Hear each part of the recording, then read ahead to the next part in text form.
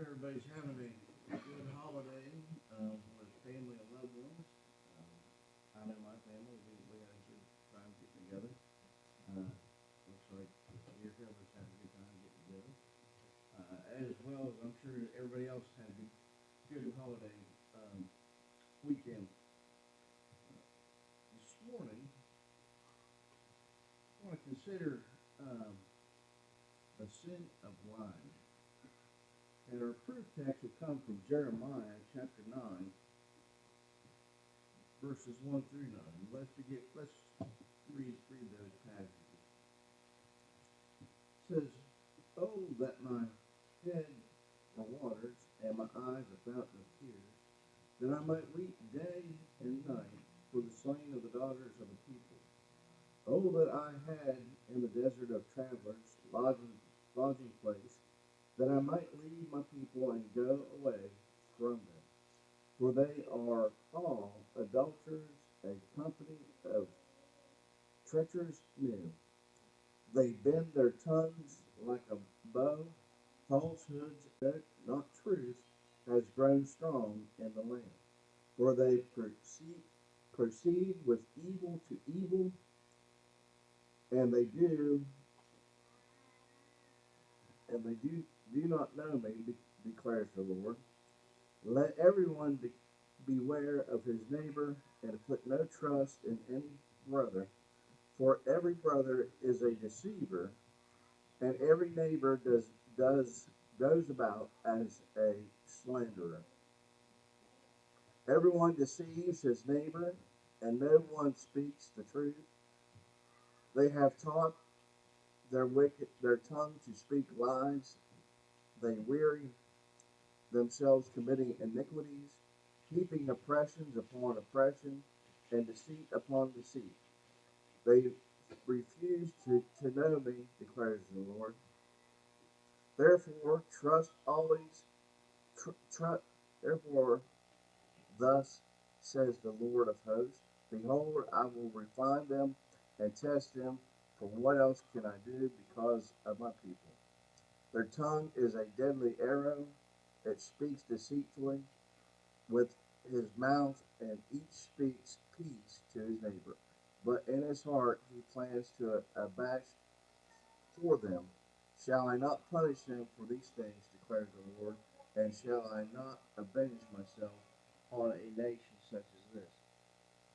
Pretty grim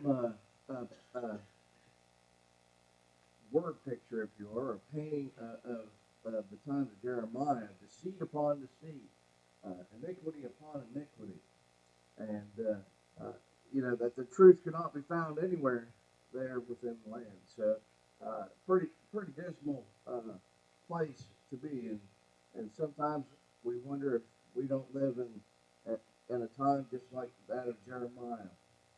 Lying is one of the most prevalent moral problems that we face in our everyday lives. It affects private relationships, families, social lives, business practices, entertainment, music, etc. Every industry you can find lies. Not everybody lies, but you can find lies within every industry. Everywhere, whether it be at school, at work, in the home, the grocery store, even the church among brethren, lies can be found. According to one study, 60% of adults can't have a 10-minute conversation without lying. And by age 4, children have grasped the concept of lying. We lie to everyone. Our parents get the worst of it, according to the day America told the truth, with 86% of us lying to them regularly. Followed by friends that we lie 75% of the time to, siblings 73%, and spouses 69% of the time. But in general, we lie about things that aren't important. In other words, I guess we can't help ourselves for lying, according to one study. And we lie about things that there's no reason to lie about it, but yet people, that's what they do. little things that we think that will make us look better or mere likable. We will lie. We can look on social media and see, just lie after lie after lie. In a survey by a British film rental company, 30% of respondents had lied whether they had seen the movie The Godfather. Even, I guess one study would, would say that they couldn't even admit to what they had viewed or rented from the video store. Uh, and in Judah's case, lies and ours, God is not pleased, and that's what we find there in Jeremiah chapter 9, verses 3 through 9. And Christians are not immune from the temptation of lying. So that's why I want to look here this morning at the sin of lying. Before I move on, I guess I'll mention one other study. Those are pretty dismal numbers that was put up there. I read one study where it made the argument that in other words, 80% of the lying is probably done by 20% of the people. Same way with like alcohol drinking. If you in one study, they said about four out of five people partake in spirits and whatnot. But what that number is factored off of is that probably the majority of them don't partake, but then there was the few that would indulge in about 40 drinks in a week's time. So it skews the numbers sometimes. So what is lying? So if we're to define our terms, one of the, probably the most common use of the Greek word, and it's that word right there, is Strong's Greek word 5,574. It means to lie, to speak deliberate falsehoods. And again, I guess we might focus in on the idea of being deliberate. It also carries the meaning to deceive one by a lie or to lie to, whatever entity that might be. There's also this instance of the word, and it carries the idea to lie a conscious or intentional falsehood. Again, we have the purpose to deceive. In a broader sense, it's whatever is not what it seems to be.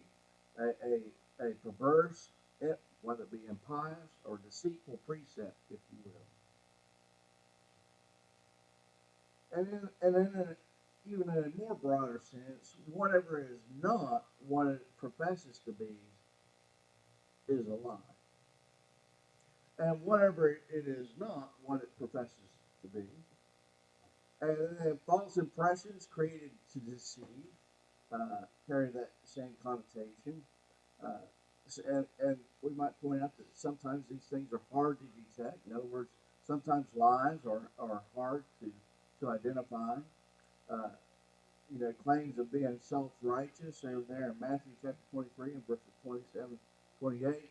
We see Christ says, "Woe to you, scribes and Pharisees, hypocrites!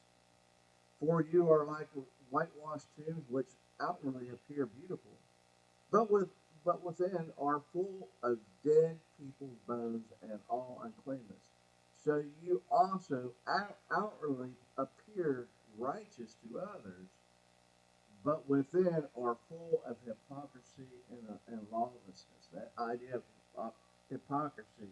They were trying to show themselves as to be self-righteous individuals, but in reality they weren't righteous whatsoever. They were rotten to the core. And again, same verses, pointing out their hypocrisy. I preach one thing, but then I do another. Precepts and doctrines of men would fall into this category. Over there in Romans chapter 1, verse 25, it says, "Behold, they exchanged the truth about God for a lie and worship and serve the creature rather than the Creator, who is blessed forever." Amen. And so false doctrines get wrapped up into this idea of lying. And then religious lies. Consider 2 Corinthians chapter 11, verses 13 to 15, which says, "For such men of false apostles, deceitful workmen, disgusting, dis- distinguishing themselves as apostles of Christ, and no wonder, for even Satan disguises himself as an angel of light. So it is no surprise if his servants also disguises themselves as servants of righteousness. Their end will correspond to their deeds." And I think we can turn on our TV and find those false religions that profess to be the one and true religion, but again, it is an outward. It's a bold faced lie, if you will. And then we might point out that, you know, some of these lies are very subtle in nature, uh, but they're still lies nonetheless. And like I say, sometimes they can be hard to detect, hard to sift through, to distinguish truth from error or truth from the lie. Another type of subtle lie is the lie of self-deception. In other words, we don't we lie to ourselves, if you will. Consider Galatians chapter 6, verse 3. It says, "For if anyone thinks he is something when he is nothing, he deceives himself." How many times, do we do we perceive ourselves to be greater than that in which we actually are? Um,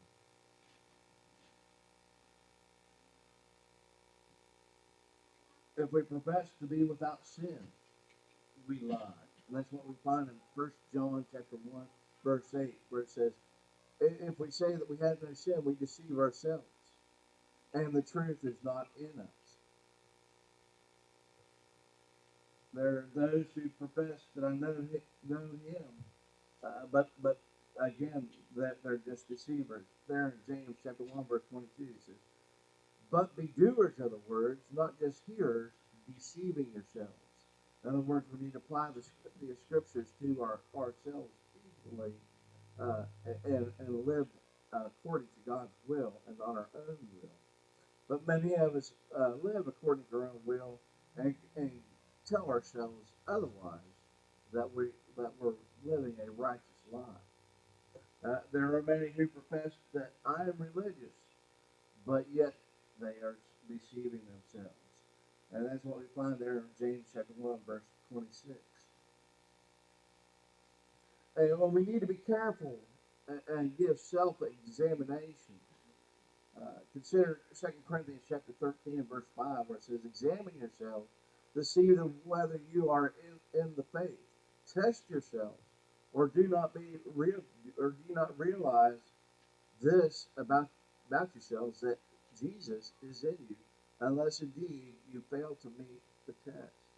Uh, so, do we hold ourselves up to the same standard that the Bible does, or do we deceive ourselves in thinking that we're actually living the life that we should? In reality, we are not. And consider Galatians chapter 6, verse 4. It says, "But let each one test his own work, and then his reason to boast will be to himself alone, and not in his neighbor."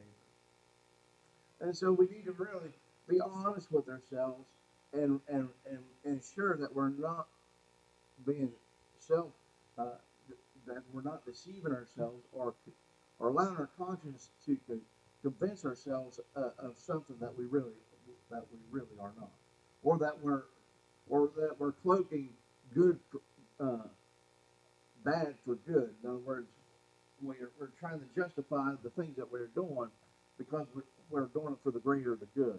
And again, a lie is simply that, and then a lie. So now that we've kind of defined what a lie is, and the variations there within the definition of a lie, let's consider why people lie. Why is this one of the most prolific sins uh, throughout all of time. I would argue or put forth to you that we lie out of fear. And I think, I can remember being a little kid. Seemed like sometimes I struggled to find the truth because I was for fear of the retaliation for telling the truth, But then we realized that we would have just stuck with the truth, that the punishment probably wouldn't have been as severe for when we compounded it with lying. But nonetheless, consider Matthew chapter 26, verses 69 through 74. And I won't read all that, but I think we're familiar with this passage. This is where Peter lied about knowing Christ. And even even a servant girl says, "Well, your speech deceit, your speech gives you away. Aren't you from the same region that this individual is?" No, I'm not. Peter, for an instant, he feared that he might be arrested just like Christ, and that caused him to lie about his relationship there with Christ and to deny Christ 3 times. So even Peter, who would go on to be a great apostle, even in his weakness, found himself having trouble with the truth. Fear is what fear of what men may do to us sometimes causes us to lie, or fear of the consequences. You ever watch that show Cops, and those people get pulled over? Oh no, I wasn't drinking, sir. I can't even stand up straight. No, that wasn't me. Or I didn't run that stoplight. That was the other. That was another guy. Or, was I really speeding that fast? I could have swore I was going to speed. It's just one lie after another trying to justify what their actions were. And that the fear of suffering the truth might bring. I know, we just can't, I guess we falter at bearing, the burden of what the truth might bring. But that's what the Lord would have us to do. And we need to realize, instead of telling a lie, that we need to fear God and not man. That we don't need to not fear the consequences, but to fear the wrath of God, and to not lie out of fear. And that's what we find there in Luke chapter 12, verses 4 and 5, where it says, "I tell you, my friends, do not fear those who can kill the body, but after that have nothing more that they can do. But I will warn you whom to fear. Fear him after he has killed, has authority to cast you into hell. Yes, I tell you, fear him." And so, if we can grasp our minds around that, we don't need to fear the consequences of here on earth. We just need to fear God and to live according to him, and to always lend ourselves to telling the truth. And I think if we can do that, we'll be well on our ways to living a worthy life according to Christ. We also lie to shirk our responsibility. Consider Luke chapter 14 and verse 18, where it says, "But they all alike began to make excuses. First they said to him, 'I have bought a field, and I must go out and I must see it. Please have the excuse.'" This is the great wedding feast, right? And invitee after invitee kept on making excuses why they could not be there. And that's why I got here in quotations, "I must go." Every individual was like, "Well, I must go do this. I must go do that." Really, did they really have to go do that? I think first, I just bought a property. I must go and look at it. In other words, they were just making excuses. And again, that's making up those excuses is in its essence lying. To avert the displeasure by petition, we to beg pardon or grave indulgence, or to excuse ourselves. again, is why people would lie. And whenever we make an excuse for our disobedience, we display displeasure with God's will. And that's something that we really need to understand. Whenever we make excuses for our disobedience, we display displeasure for God. You ever notice, even in adults, when you catch them doing something wrong, and he made me do it. It was him. It was really him. We're all adults. We make conscious decisions. Nobody makes us do anything, but that's what we do. We don't want to take the onus for our decision making, so we lie and put that burden on somebody else or on something else. We thereby lie to ourselves and to others as well as God, and that's something that we really ought not to do, and that's a practice that we ought to get out of, and not to worry about our, trying to save our self-esteem, because the consequences far outweigh the gains of not, by living a lie. We also try to convince ourselves, that why do people lie? They do it to hurt someone, i.e., in retaliation. Consider Colossians chapter 3, verses 8 and 9. It says, "But now you must put them all away: anger, wrath, malice, slander, absence, talk from your mouth. Do not lie to one another, seeing that you have put off the old man with its practices." That word slander there. We tell falsehood to smear somebody's good name, or to make ourselves appear better than what we actually are. We tear down the individual. Malicious lies intend to discredit, damage, and destroy another individual. And look at some examples. Potiphar's wife against Joseph. Joseph didn't want to have relations with her, and she just couldn't bear that, could she? So what she did, she made up a bunch of lies about Joseph out of retaliation. Uh, Lies against Jesus Christ. Call your attention over there to Matthew chapter 26, verses 51 through 59. It says, "Now the chief priests and the whole council were seeking false testimony against Jesus, that they might put him to death." They couldn't stand. They despised him so much that they were hiring people to lie about Christ so that they might do away with him. But they found no one. Though many false witnesses came forward, at last two came forward and said, "This man said, I am able to destroy the temple of God and rebuild it in 3 days." In other words, they just fish through different person after person, trying to after lie after lie after lie, and they finally found one that they could get to somewhat stick to him, and therefore that's how that led to ultimately him being crucified. But the point is that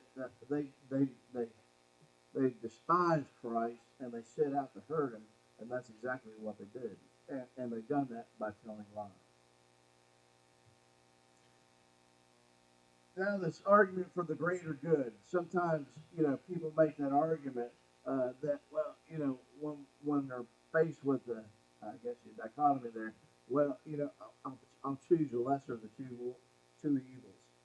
This usually means in reality, in most situations that we face in our everyday lives, we're not really caught in that dichotomy, if you will.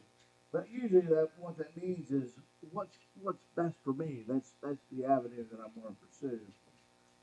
In other words, the end justifies the means. Consider Romans chapter 3, verse 8. "And why not do evil that good may come?" as some may slanderously charge us with saying, their condemnation is just. And again, uh, that argument. Well, why don't we continue to do, to show the greatness of God and His willing to forgive? Let's just keep on doing evil deeds. You know, it's a false argument. Uh, God is the essence and the standard of good, not not man, not man himself. That's what we see there in Matthew 19 and 17. It says, "And he said to him, Why do you ask about? Why do you ask me about what is good? There is only one who is good. If you would enter life, keep the commandments." But instead, so often we don't like what God has commanded us to do, and we start to fish around, we start to search around, we try to find somebody that will agree with us, and we let's go with let's go with his understanding of things. And again, those are all falsehood. We're just trying to justify evil, and therefore God defines and tells us what is good we are to do. And we'll just look at a couple of these. Consider Micah chapter 6, verse 8, where it says, and he has told you, O man, what is good, and what does the Lord require of you but to do justice and to love kindness and to walk humbly with the God. But the children of Israel could not do that, could they? They couldn't do that to save their own lives, but they had no problem doing wickedness whatsoever.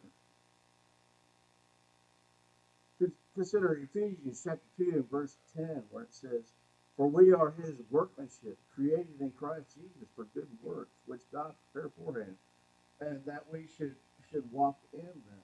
But yet many try to personify evil works as good works, justifying the deeds that they do.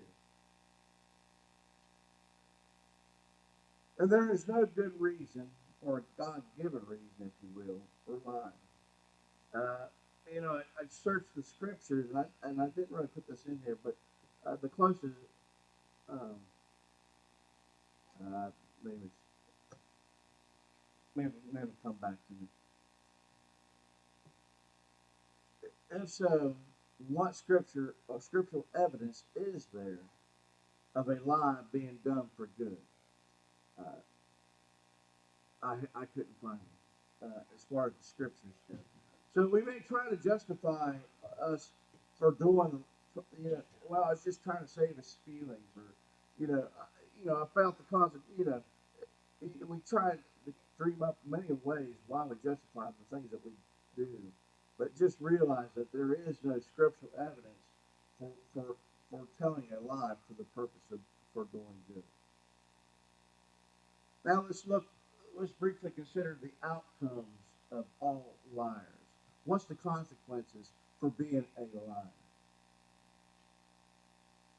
Well, God warns us not to lie, and that's what we find there in 1 Peter chapter 3, verses 10 and 11, where it says, "Whoever desires to love life and see good days, let him keep his tongue from evil and his lips from speaking deceit. Let him turn away from evil and do good. Let him seek peace and pursue it." So again, let him keep his tongue from evil and let his lips from speaking deceit. And so clearly, we're clearly warned. And then doing good is turning away from evil and speaking of that deceit. That's what's defined as being good. Lying is disgusting in the eyes of God. Consider the proverb writer. There are 6 things that the Lord hates. And we might say that's a strong word. That disgust God. He hates it. I read now the ESV. 7 that are an abomination to him. Haughty eyes, a lying tongue, and hands that shed blood, and so forth. But the lying tongue, it's an abomination unto the Lord. It disgusts him. He hates it. I don't think you can emphasize. I don't know if you can find words that that can show any other uh, paint a worse picture than those words right there. We just need to realize, God doesn't. He does not like lying. Period. God, and we can't justify it whatsoever. And therefore, He will punish all liars. And consider again, like the proverb writer there, verse chapter 19, verse 5 says, "A false witness will not go unpunished, and he who breathes out lies will not escape." Will not escape the wrath of God, that is.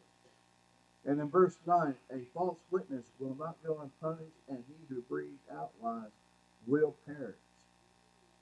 And so we need to realize that God does not like a liar whatsoever. It's an abomination to him, and to do so puts your soul in jeopardy. So that's the lesson. Again, a short little lesson on lying. Hope that it is good, refreshing our memories on just how God views deceit and lying. And the problem with the sin of lying is obviously huge, and no one is immune from its temptation. And that's just the reality of it. Again, we can convince ourselves of several ways and try to justify telling a lie. I was just trying to save his feelings, or I didn't want to hurt the. Again, that's just Satan duping us into committing sin. Uh, we need to stand with the truth and allow the cards to fall where they may, if you will, and be on the side of the Lord. And we need to examine ourselves and be careful to be honest in all things and in all situations. Remember, with all temptations, when you're tempted to lie, and we feel that there's no other way to go get out of that situation than to lie, that's just a falsehood. God promises that for every temptation that comes our way, He will provide a way out of it for us. And that way out of it is without sin. And so don't allow yourself to deceive yourself and convincing yourself that I'm justified in doing what I'm doing. And emphasize the value of the truth by living honestly towards all men. Not just some men, but all men. And so if we hold the truth sacred and we garner that close to us, and we're always emphasizing the value of truth, then we will be, again, well on our way of living a life according to the precepts and to the oracles of God. I hope that lesson is a benefit